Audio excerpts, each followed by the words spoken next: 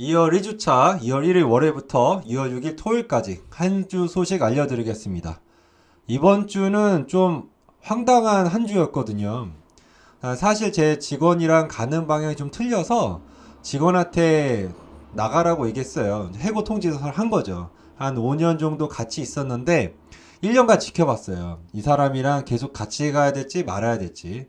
그래서 마음으로 생각하기에는 이 사람이랑 헤어지는 게 맞는데 돈 쪽으로 생각했을 때 머리로 생각했을 때는 헤어지면 안 되겠더라고요. 근데 어쨌든 돈을 떠나서 제 마음이 편해야 되니까 그 마음대로 이제 마음이 가는 길로 이제 결정을 했습니다. 근데 잘한 것 같아요. 사실 이분을 헤어지자고 얘기를 하고 나서 한편의 마음에 미안함이 있었는데 요번에 이제 학부모랑 학생에게 뭔가 조작질을 했더라고요. 쓱 데리고 나가려고 조작을 하고 기존에 있는 선생님한테도 약간 협박식으로 얘기를 하고 그래서 기존에 있는 학생이랑 학부모들이 많이 혼란스러워 했어요. 이분한테는 미안하진 않은데 그런 거를 했다는 것 자체가 좀 제가 잘 선택했다 이런 생각도 들고요. 화는 나는데 흥분은 안 되더라고요. 그러니까 상대방이랑 힘이 같으면 싸우게 되고요. 상대방보다 힘이 약하면 땡깡 부리잖아요. 그리고 상대방보다 힘이 세면 그 사람을 포용하죠. 그러니까 초등학교 2학년, 3학년 애가 까부면 웃기잖아요. 약간 그런 느낌이 났습니다. 그래서 이번에 머리가 아닌 가슴을 따라서 결정을 했는데 정말 잘 한 것 같고 내가 아직도 사람을 잘 모르는구나 반성하는 기간도 됐습니다. 은행과 저축은행, 대부업체 등 금융회사 3곳 이상에서 돈을 빌린 다중채무자의 대출 금액이 500조 원을 넘어선 것으로 나타났습니다. 지난해 3분기 말 기준 금융회사 3곳 이상에서 돈을 빌린 다중채무자 숫자는요, 420만 2천 명이에요.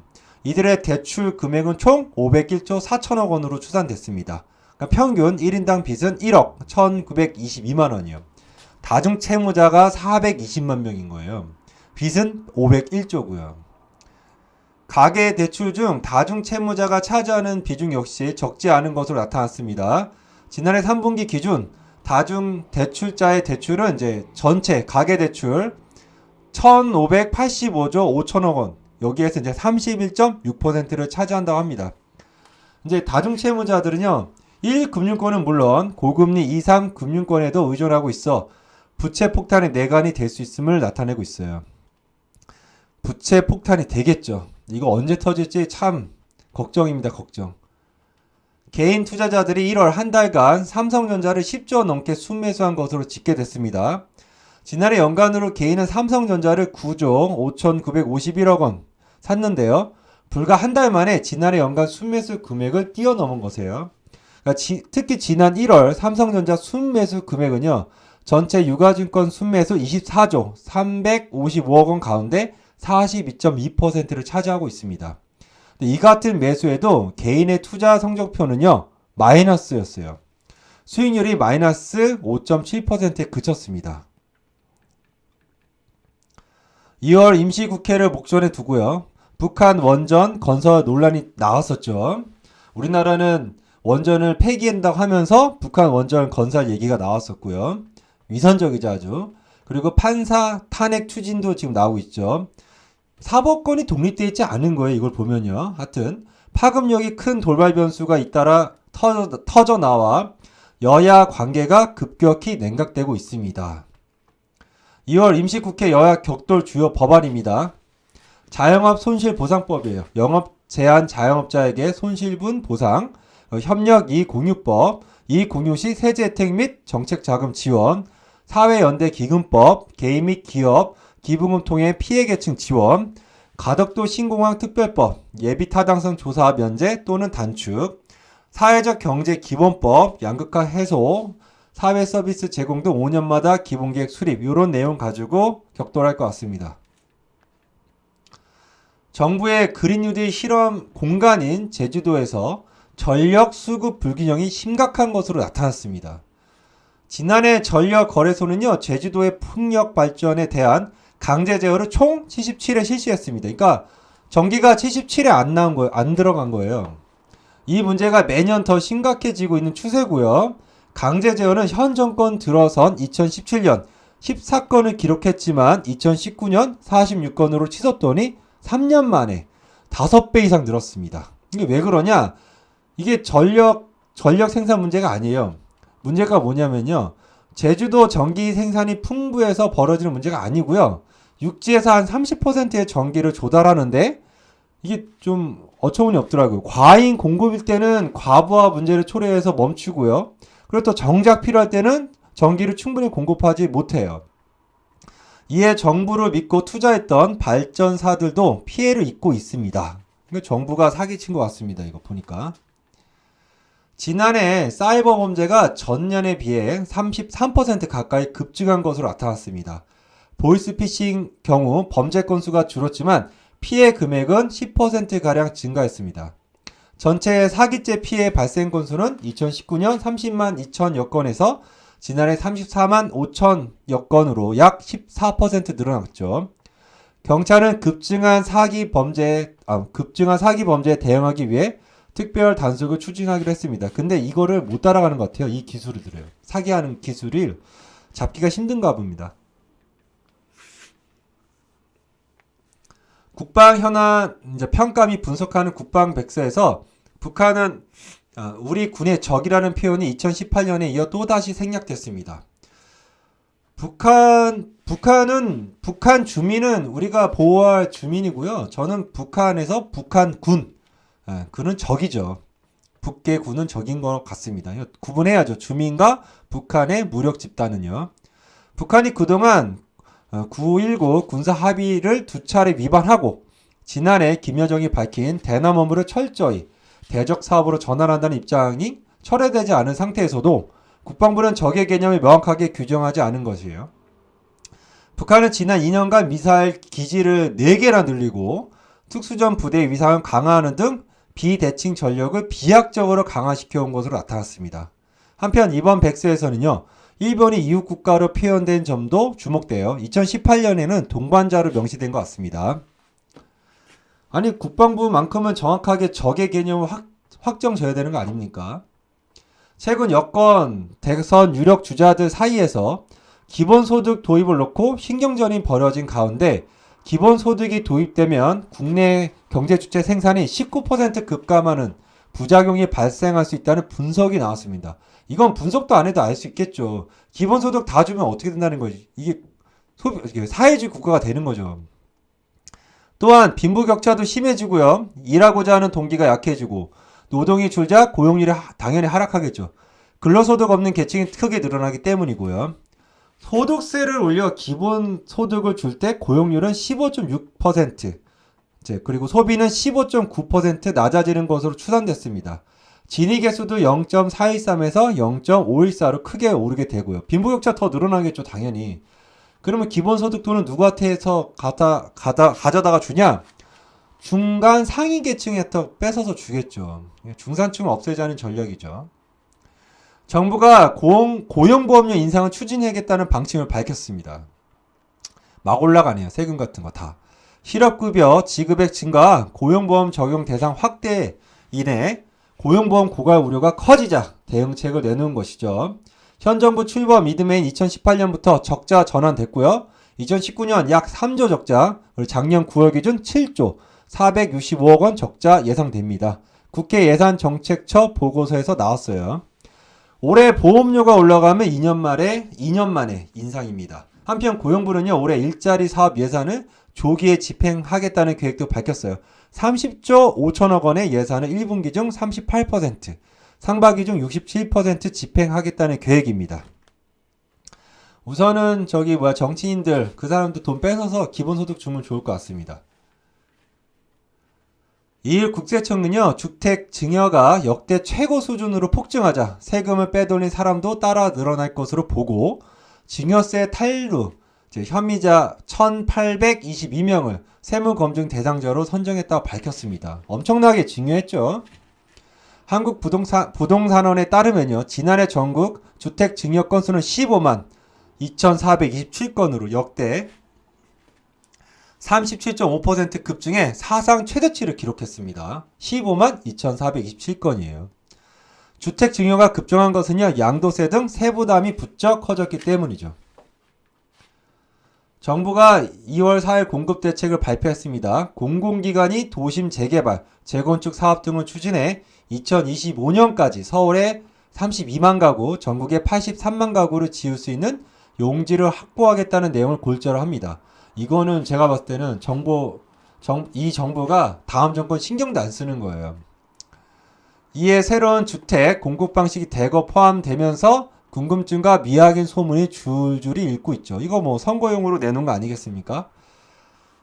내용 잠깐 보면요. 83만 가구 공급한다더니 8년 걸려요. 연내 2천 가구에 불과한데, 역세권은 이제 1호선, 4호선 라인이 이제 노도강이 이제 1순위, 그리고 금천, 그리고 구로, 점익 역세권도 유력하고요. 토지 강제 수용까지는 안 할 듯 하고요. 민간 재개발보다 쉬워졌다는 뿐 공공 재개발과 동의권은 동일하고요. 기존 재건축 사업과 차이는 재건축 인력적 규제 받지만 정비는 협의 통해 완화 가능합니다. 그러니까 이게 뭔 얘기냐면 현 정부가 그 부동산 업자랑 손 잡았다 이렇게 보면 될 것 같네요. 부동산 그 건설 업자랑요. 학력 인구 감소세가 이어지고요. 수험생들 사이에서 인서울 대학 선호도가 공고해지는 가운데 서울 경기 출신 수험생들이 거점 근육대학에 진학하는 사례가 늘어나고 있습니다. 이들 거점 대학의 경쟁력이 높아져서라기보다는요. 사립대학에 비해 저렴한 등록금, 당연히 군립대가 저렴하죠. 그리고 점점 낮아지는 합격선, 수도권과의 근접성 등이 영향력을 미쳤다는 분석이 있습니다. 대학별로 보면요. 강원대는 2011년 신입생 기준 48.8%가 이제 경기 서울권 학생들이었지만 2020년에는 55.5%, 그러니까 절반 이상이었고요. 충북대는 25.1에서 29%로, 전북대는 7.7에서 17%, 제주대는 5.1에서 13.8%로 증가했습니다. 강원대는 2021 학년도 정시 모집 경쟁률은 3.59대 1로, 그러니까 한 4대 1 정도 되네요. 9개 지역 거점 대학들 중 정시 경쟁률이 높아진 가장 유일한 곳입니다. 그러니까 강원대가 사실 그 지역 인재 해갖고요. 춘천 학생들이 좀 가기 쉽게 좀 모집을 하고 있는데 사실 춘천 학생들이 강원대 잘 못 가요.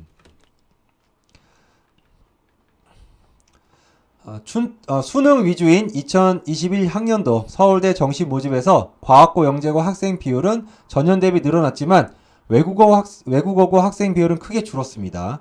영재고 출신 합격생 비율은요. 2.3에서 3.1%로, 자사고는 24.4%에서 26.3%로 증가했고요.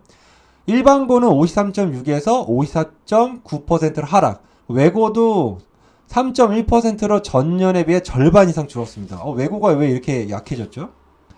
한편 올해 정시 모집에서 재학생 비율은요. 37.1%로 작년 37.7%에 비해 소폭 하락한 반면 수시에서는 89.3%로 압도적 비율을 보였죠.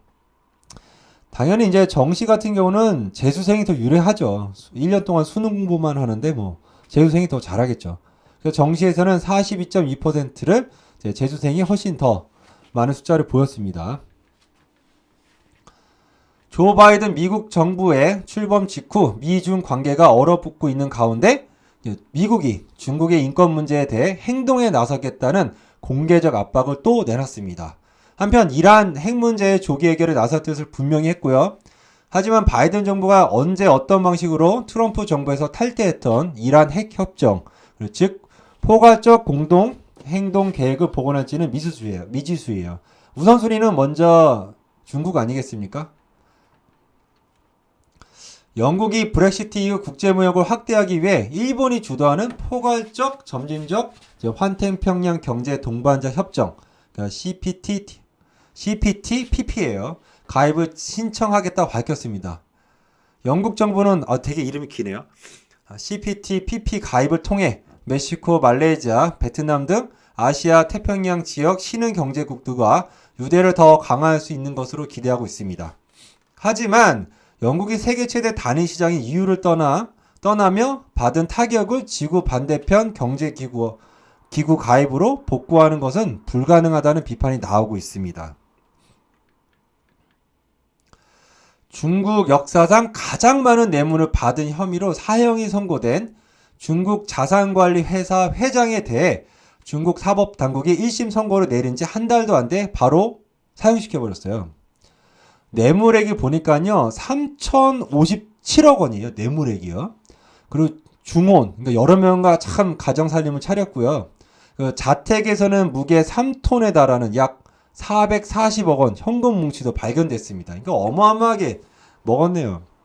이에 시진핑 국가주석이 강력한 부패 척결을 주문한 뒤 바로 사형이 이뤄졌어요. 시진핑 같은 경우는 부패 척결을 내걸고 이제 자기의 반대편을 칠 수 있는 명분이 되는 거죠. 안 먹은 사람이 어디 있겠습니까? 공산당에서. 대만이 지난해 3% 가까운 국내 총생산 성장률을 기록하면서 30년 만에 중국의 GDP 성장률을 앞선 것으로 나타났습니다. 또 작년 전체 수출의 3분의 1을 TSMC 등 반도체 기업들이 이끈 것으로 확인돼 세계적 기업이 곧 국부임을 확인시켰죠. 대만은 거의 코로나 피해가 없었던 것 같아요. 바로 차단했잖아요. 미얀마 쿠데타로 조 바이든 미국 행정부의 아시아 외교 정책이 시험대에 올랐습니다. 왜냐하면 이제 미얀마가 중국과 좀 친하죠. 이 반란을 일으킨 미얀마 군 정부가. 조 바이든 대통령은요, 쿠데타를 민주주의에 대한 공격으로 규정하며 제재 가능성을 거론했지만 이럴 경우 노골적인 친중 행보를 거론 미얀마 군부가 중국에 더 밀착할 수 있다고 보고 있어요. 또한 바이든 정부가 꺼낼 수 있는 제재 카드가 많지 않은 걸로 봐요. 특히 이번 쿠데타를 주도한 미나웅 흘라잉 군 최고사령관은 중국 고위층과 밀접한 관계를 맺고 있기에 미국이 미얀마 제재에 나서면 중국과 미얀마가 손을 잡고 반미 전선을 구축할 수 있다는 관측도 나오고 있어요. 군부는 이제 장차관 24명 내쫓고 구금한 관료 및 정치인 수백 명 이르며 수시 고문은 국가고문관저에서 구금 중인 것으로 전해지고 있습니다.